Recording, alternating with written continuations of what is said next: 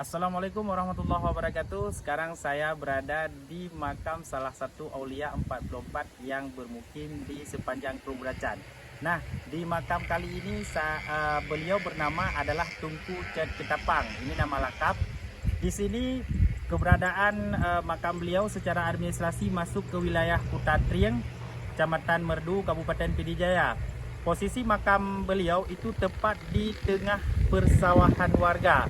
Di sini, kalau di sebelah utara ya, di sebelah, coba bisa dilihat dengan kamera, di sebelah utara itu ada Jalan Medan Banda Aceh.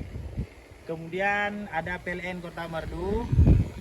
Kemudian ada SMP Negeri 2 Merdu.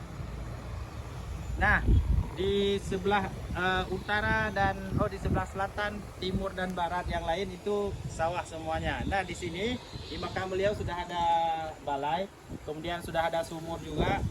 Ini dimanfaatkan oleh warga untuk melakukan kenduri blang. Nah, di sini ada tempat masak yang sudah digunakan oleh masyarakat yang melaksanakan kenduri blang di sini. Nah, mari sama-sama kita menuju ke makam beliau. Assalamualaikum. Nah, ini adalah makam dari Tunku Cet Ketapang. Makam beliau ini, kalau dari segi nisannya, ini nisan zaman dahulu yang sudah diukir. Ini sudah ada ukiran, namun agak sedikit berlumut sudah. Kemudian makam beliau ini salah satu makam yang paling panjang selama saya berziarah ke makam Aulia 44. Nah, di ujung sana sekitar 5 ataupun 6 meter, kita boleh lihat dari sana.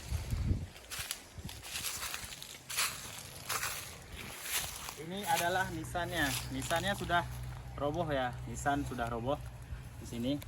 Ini nisan bagian kaki. Nah, ini dia nisan bagian kaki. Oke, ini adalah makam Tunku Cet Ketapang. Demikian Jalaluddin Usman dari makam Tunku Cet Ketapang, Kampung Kutatrieng, Kecamatan Merdu, Kabupaten Pidi Jaya. Assalamualaikum warahmatullahi wabarakatuh.